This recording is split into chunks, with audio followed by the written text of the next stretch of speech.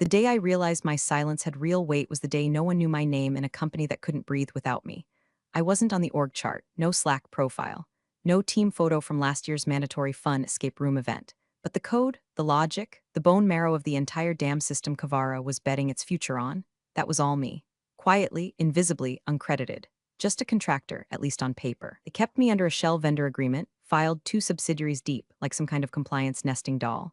Why? Because the CFO, Marcus, understood two things. One, politics kill progress, and two, I don't do politics.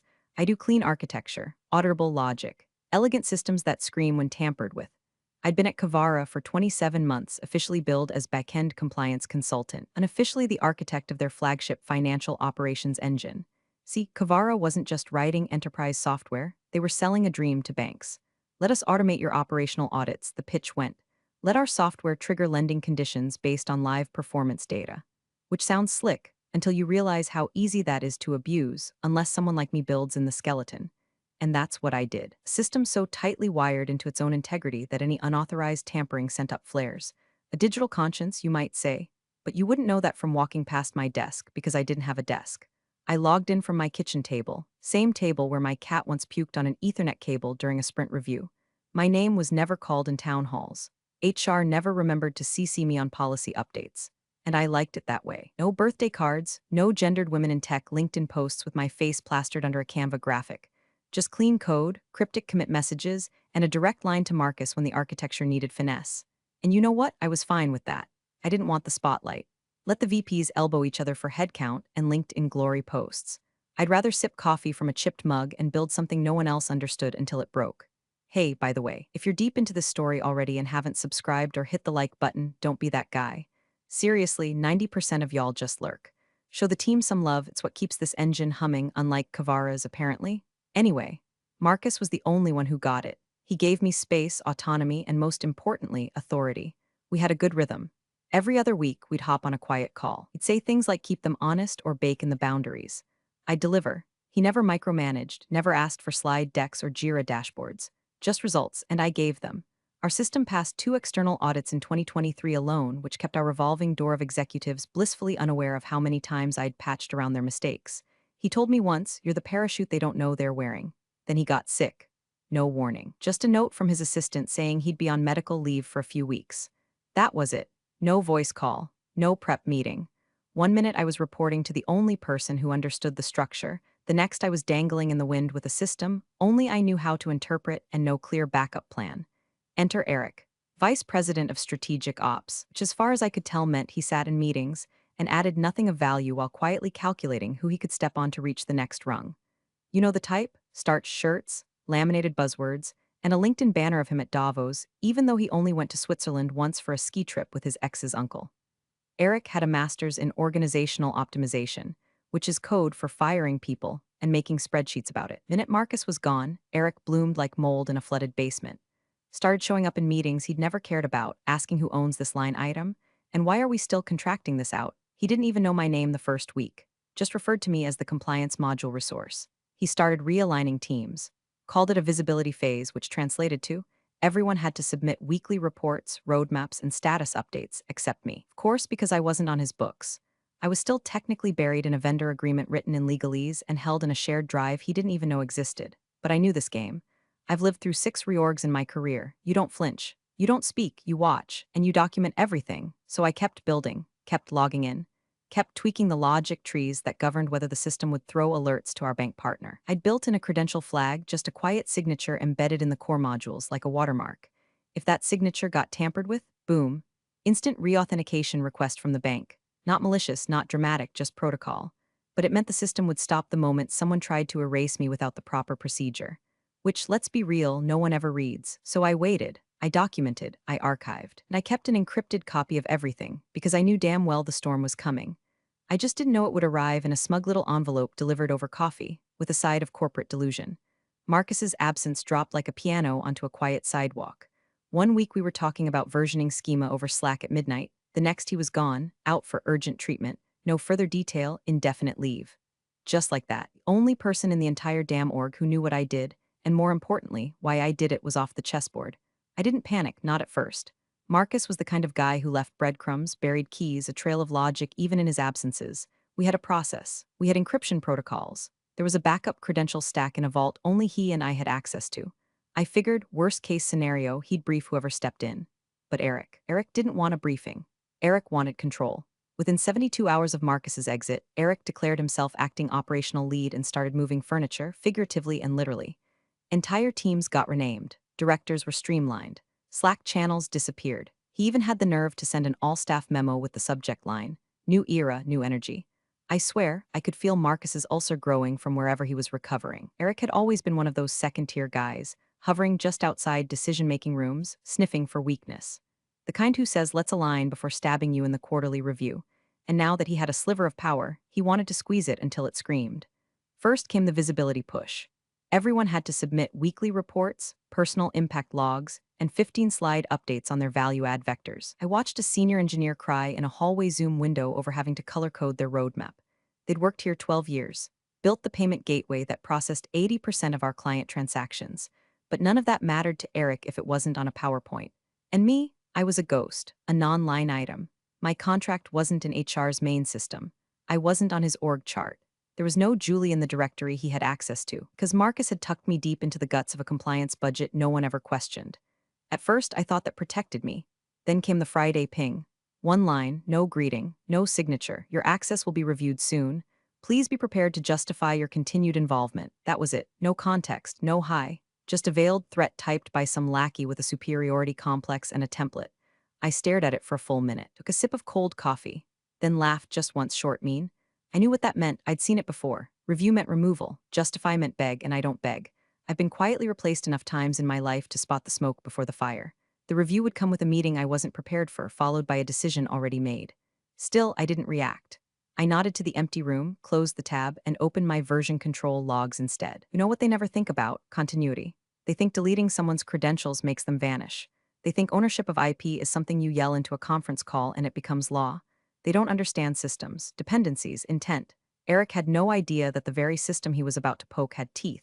I had built it to audit itself. Every key decision, every logic gate, every internal rule had attribution embedded. It wasn't just code. It was a living map of who told it to do what. And you can't retroactively strip that without causing a mess. A very visible, very traceable mess. But Eric was running around like a kid with scissors, convinced he was cutting ribbons instead of arteries. He made his rounds on Monday, started asking around about cost centers. By Tuesday, he was holding discretionary expense reviews. Wednesday, one of my senior devs pinged me with a "just got reassigned." Eric's pushing for contractor consolidation. Translation, you're next. Thursday night, I got a second email. This one had his name on it. Need to clarify the scope of your involvement. Please join me for a brief sync tomorrow morning at 8:30. Bring documentation of deliverables. Bring documentation. The man really said that, like I was some intern begging for college credit. I didn't reply. I didn't prep a pitch. I didn't dig through Gantt charts or pull KPI stats. I didn't need to. I was the deliverable. My work lived in the veins of that platform. It was one of those rare truths in a corporate world full of fluff. Without me, it wouldn't work. They just hadn't realized it yet. And I had a feeling Eric was about to learn the hard way what happens when you fire the ghost holding the keys. Friday morning, 8:27 a.m. The invite said 8:30, but I wasn't about to give Eric the satisfaction of calling me late. I stood outside his office door, if you could call it that, one of those glassbox fishbowls they give middle managers to feel important. He was already inside, typing with two fingers like a toddler playing whack-a-mole on a keyboard. The second he saw me through the glass, he smiled. Not friendly, triumphant. He gestured without standing. "Julie, come in." No handshake, no chair offered. Just a man in a fitted shirt too tight across the shoulders, trying to play kingmaker in a sandbox. "I'll keep this brief," he began, folding his hands over a manila folder like it was a presidential briefing.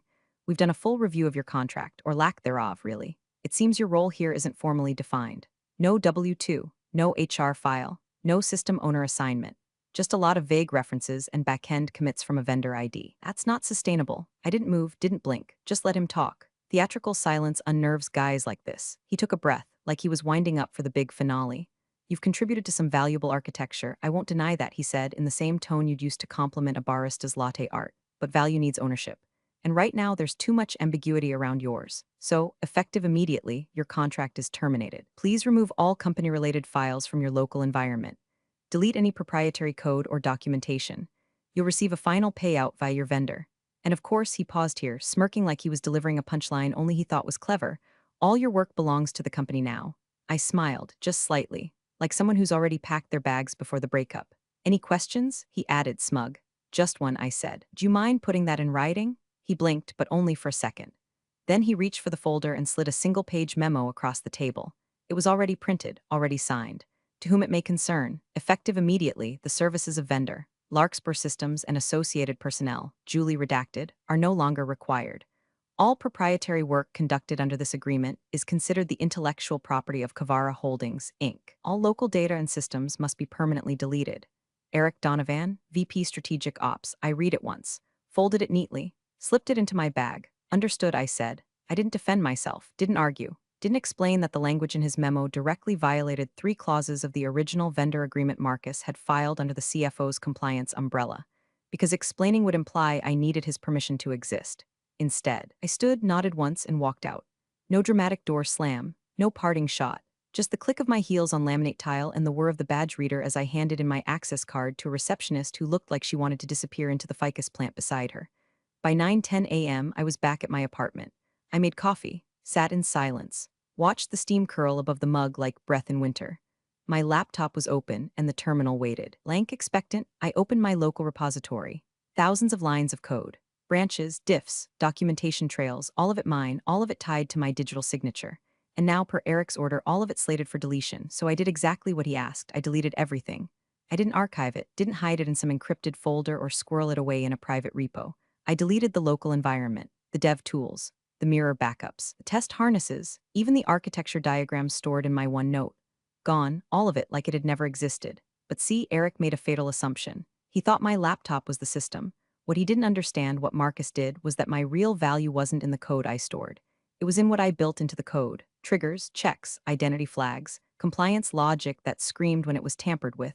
He hadn't just fired a contractor. He'd yanked a thread out of a live circuit, thinking it was decorative. And now that thread was sparking. Before I shut the lid, I did one more thing. I opened a secure cloud drive I hadn't touched in over a year. Encrypted, two-factor authenticated, accessed only through a fingerprint-secured terminal app Marcus had once jokingly called my black box. Inside was a folder named just in case. I opened it. There it was, the memo. Scanned, time-stamped. Signed by Eric Donovan, directly instructing me to delete active company IP.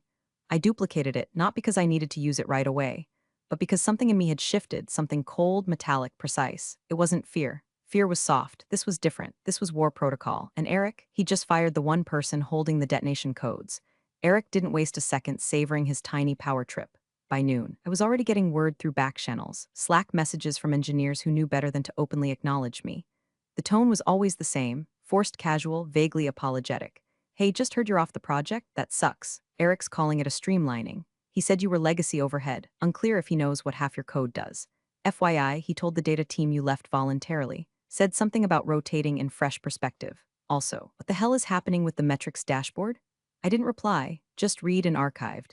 Eric apparently had done a little victory lap that morning, popped into the product lead's huddle and bragged about cleaning out inefficiencies. Said I was a black box dev who'd been over-architecting things. One of the junior PMs swore he heard Eric say I kept legacy code alive just to justify my existence. Cute. Let him talk. Let him posture. Meanwhile, somewhere far above Eric's pay grade, a different kind of alert had already fired off. At 1:46 p.m., a compliance flag hit Kavara's secured banking dashboard, one I had wired directly into the heartbeat of the ops system. A deletion event tied to a credential that hadn't gone through formal offboarding.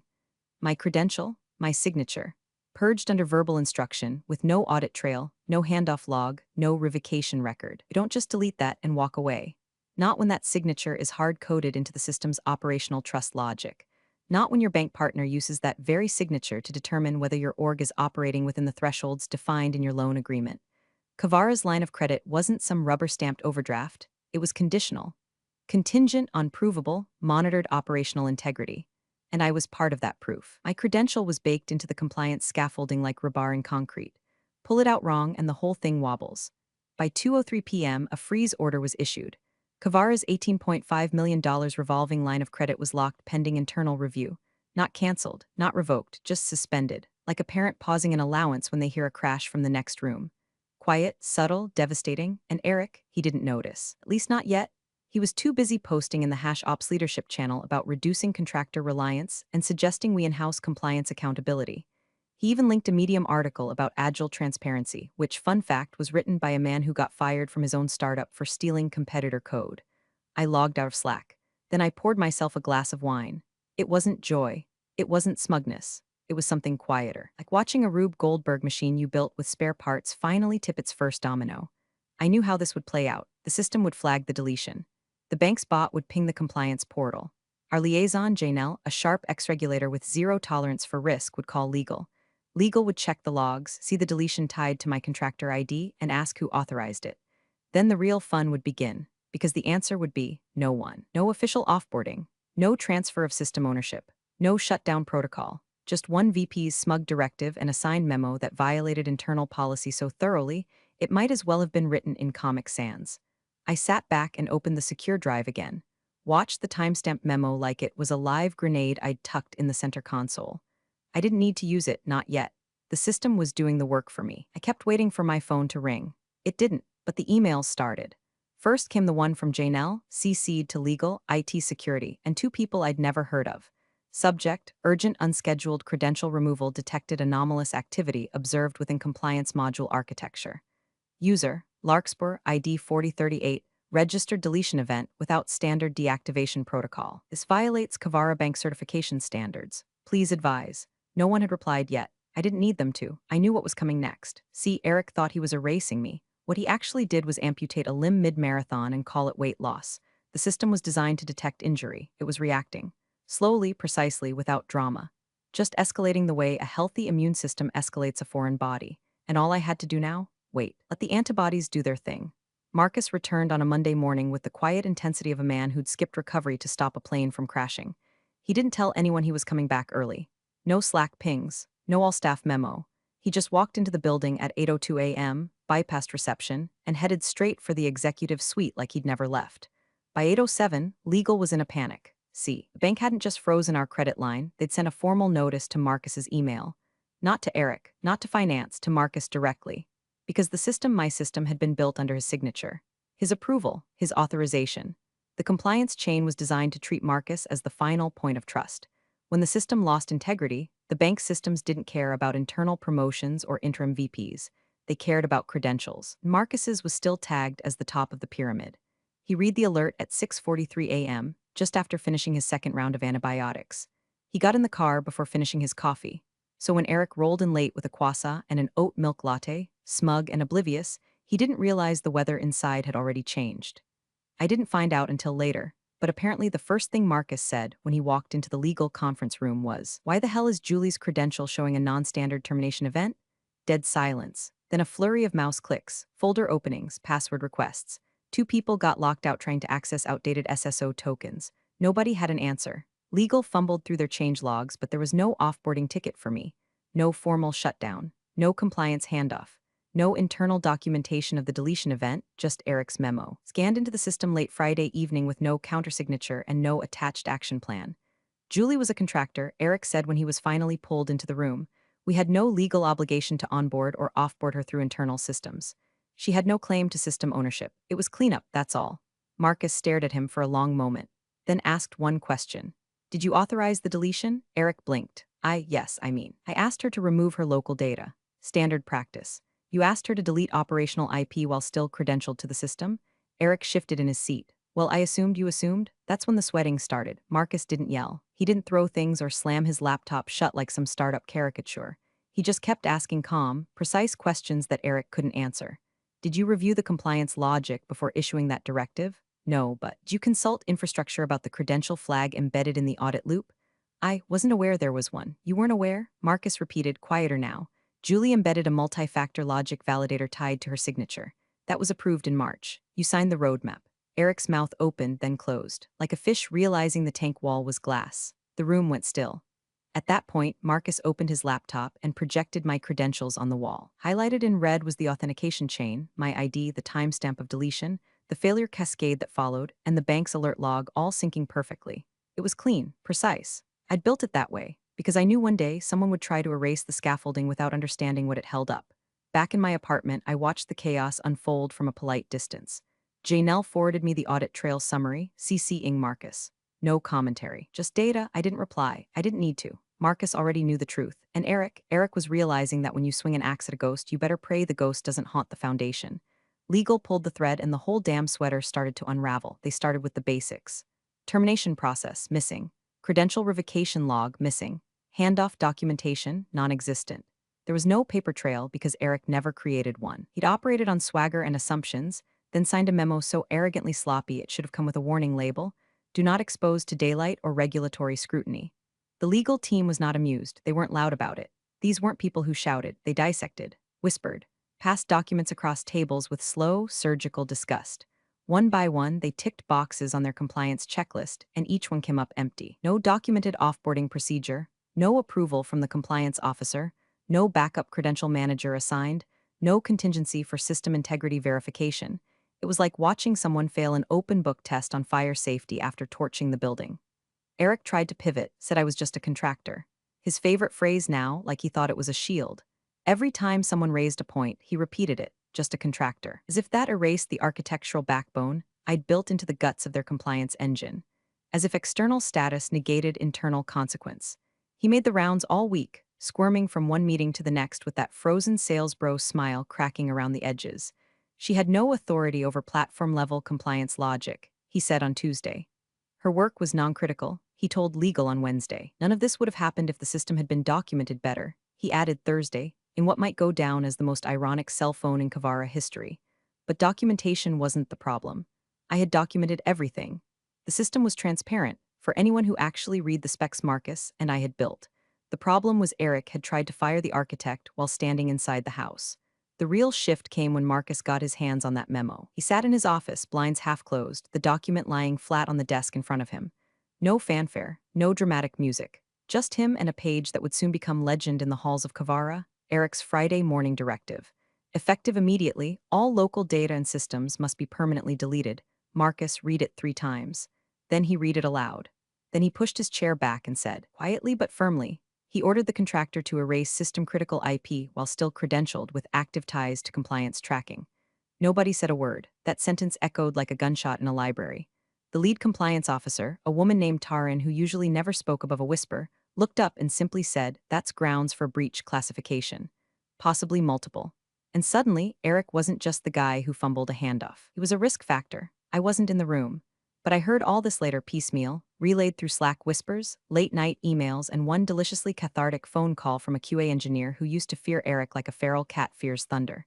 Julie, she said, they've moved him off Slack access. Legal's got him under a review protocol. Marcus called it a containment phase. Containment. What a beautiful word. At home, I sat with my laptop closed and a cup of tea going cold. The secure drive stayed untouched. The backup memo sat dormant. I hadn't needed to weaponize anything. The truth had done all the heavy lifting. Still, I didn't feel triumphant. Not yet. That flicker of justice, it was real but faint, like seeing headlights far down a dark road. You squint, you wait. You don't exhale until they're close enough to blind you. Eric wasn't done. He was slippery. And slippery people don't go down easy. They flail, they bargain, they gaslight and spin until someone slaps the mic out of their hand. But now there were cracks. He couldn't deny what he'd signed, couldn't walk back the deletion order, couldn't spin just a contractor into a shield against the bank's frozen credit line. And best of all, he had no idea what was still waiting for him, because I wasn't done either. The message came in at 7:12 a.m. No greeting, no signature, just a line. Did he tell you to delete it? It was Marcus. Of course it was. No one else asked questions that cut straight through the bullshit like a scalpel through butter. No legal posturing, no PR filter. Just that one sentence sitting in my inbox like a lit match on a gas leak. I didn't reply with words. I just forwarded the memo. The one Eric had so confidently handed me across his little faux mahogany desk, still warm from the printer tray. His name stamped at the bottom, his language clear. His hubris preserved in PDF like an insect in amber. 2 minutes later, I got the read receipt. 4 minutes after that, I watched an encrypted Dropbox folder flicker to life. Access, temporary CFO channel. Inside, I saw my old documentation, contracts, change logs, system maps, files Marcus had apparently archived even after legal wiped me off the books. He never really let go of the reins, not fully. I'd been erased from the system but not from his memory. Smart man. He knew I'd built our audit logic like a suspension bridge, elegant, weight-bearing, but anchored in very specific places. And if you pulled out one of those anchors without re-engineering the entire support system, you didn't get a reorg, you got a collapse. Around 10:40, the CFO's office responded to the bank's latest request. Please provide documented justification for the deletion of Julie Redacted S credential and a full map of her operational access. Marcus didn't send them a white paper. He sent them Eric's memo. No edits, no cover letter, just the raw directive. Dated, signed, time stamped an hour before the credential deletion that triggered the entire compliance cascade. The bank's compliance officer responded with a single line: "We've received enough. Investigation proceeding." You could almost hear the temperature drop 3 degrees through the fiber lines. That's when the second call came. This one wasn't from Marcus, it was from Janelle at the bank. "We're moving into the verification stage. We need system assurance from the original architect." That phrase, original architect, landed soft in my ear, but sharp in the chest. Like being handed back a name someone else tried to burn off your skin. I didn't gloat, didn't say told you so or ask what took them so long. I simply asked for the validation scope, reviewed the request list, logged in through the temporary credential Marcus had reactivated for me, one-time use, single-factor access for restoration only. I didn't rebuild anything. I just verified the damage. The logs were exactly what I expected. Attempted overwrite of the credential anchor, failed triggers on the compliance hooks, audit loop rejections cascading like dominoes. I ran one integrity pass on the system's logic shell and sent the results as a clean CSV, annotated in my usual deadpan style. This structure was designed to fail if altered without credentialed oversight. It did. That's all I wrote. No fluff, no emotion, just fact. The machine had worked. The trap had sprung, and now it was documenting its own dismemberment like a forensic pathologist. Back in Kavara's offices, the walls were closing in. Eric wasn't gone yet, but he was surrounded. His Slack status had gone gray, the kind of gray that doesn't mean busy or away but lawyered, and me, I was still at home. Same chipped coffee mug. Same cat sprawled across the printer, but something had shifted. I wasn't the ghost anymore. I was the echo, the proof, the original architect. And Eric's world was collapsing under the weight of something he never saw coming: quiet, deliberate accountability. Rage was a distant memory now. Cold fire burned out. All that remained was observation, clinical, detached. I wasn't steering the ship. I was just watching the black box record everything as it sank. And in that stillness, in that perfect, airless moment, I felt something like peace. Not forgiveness, not closure, just gravity doing its job. Monday morning came dressed in corporate drag, sunlight through the blinds, burnt coffee in the break room, and the smell of nervous sweat pretending to be deodorant. But Eric strolled in like it was just another day in his little fiefdom. He walked through the lobby with that same puffed chest swagger, Bluetooth earpiece jammed in like he was waiting for a call from Elon Musk. The front desk girl didn't say good morning. Neither did the elevator. At the 14th floor, the doors opened, and he stepped out like Caesar returning from campaign, until he saw them. Marcus was already inside his glass box of an office, back to the window, jacket off, sleeves rolled, memo in hand. Next to him stood Angela from legal, posture so stiff she could have been carved from audit-grade granite. No one said a word. Eric froze just half a step into the carpet. You know that scene in old westerns where the saloon goes quiet and everyone stops moving but the fan? That was the whole floor. Developers stopped typing. PMs glanced sideways. Someone at reception coughed like it was a gunshot. Marcus didn't motion him in, he just looked at him, held that gaze like a steady hand on a trigger. Eric walked in.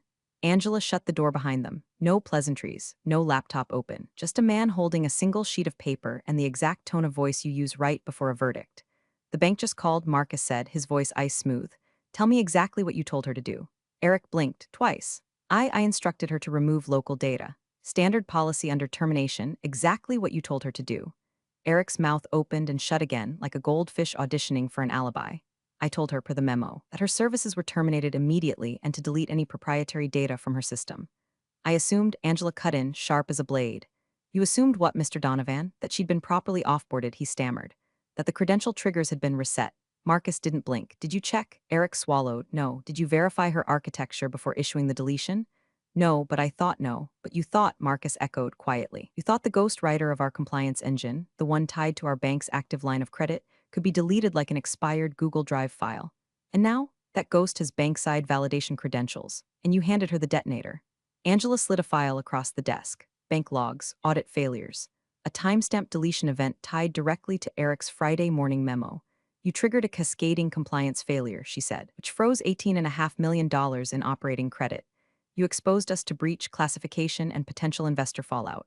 Eric's voice dropped. "It was a misunderstanding." Marcus leaned forward, one hand flat on the desk, the other still holding the memo like it was radioactive.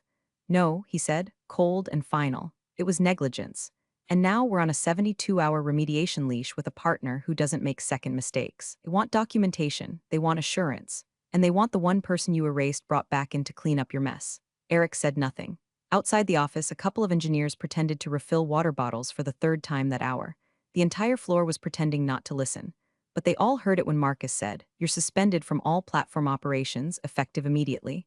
Eric's chair creaked under the silence. He didn't stand. didn't argue. He just sat there, pale and blinking, like a man watching the credits roll on a movie he thought he was starring in, only to find out he was the villain all along. Angela gathered the files. Marcus opened his laptop. The board was waiting. So was the bank. And for the first time in his climb up the ladder life, Eric Donovan was no longer in control of anything except how long he could keep from vomiting in his own mouth. And me. I was logged in from a one-time credential, watching the same logs Marcus had. No access to edit, no need. The code spoke for itself now. The system was louder than I'd ever been. All I had to do was watch. By 4:17 p.m., Eric was gone, not fired, pending compliance investigation. The kind of phrase that sounds like it's wearing a tie and holding a shovel. They didn't even let him return to his desk. IT disabled his badge before legal finished the sentence. Security walked him out with all the grace of a sitcom extra. He didn't argue, he didn't wave, he didn't make eye contact, he just disappeared into the elevator. Left behind was the memo, the audits, the vacuum, and me. Marcus called at 4:43. No small talk, no preamble. We've reinstated your contractor access under the Larkspur shell. Bank's request. One-time credential. Scope is validation only. Restore what you can, I said, understood. He added, Julie, thank you. I didn't respond. There's a certain silence you earn, one that doesn't need to be filled with pleasantries or apologies. He knew what he let Eric do. He knew I'd been erased without a second thought. But now he also knew who kept the company breathing when no one else noticed the chest compressions. At 5:09 p.m., I logged in from a cold boot terminal. The system recognized me.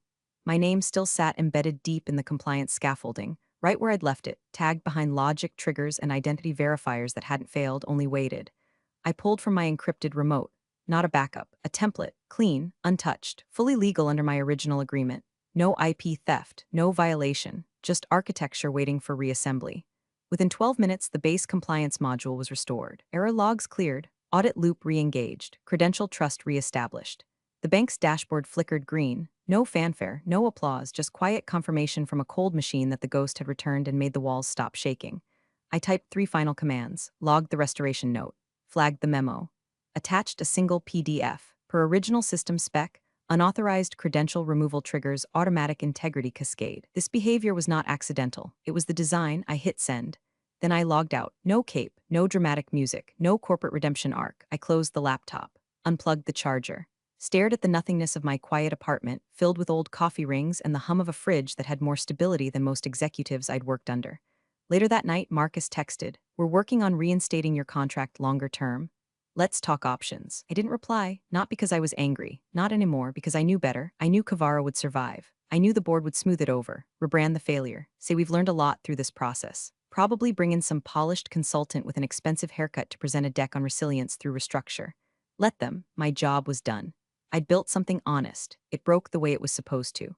And when it mattered, it spoke louder than any title, badge, or ladder climber with a god complex. As I closed the lid on my laptop and took the last sip of lukewarm tea, I whispered one thing into the empty room, just for me. Not bitter, not loud.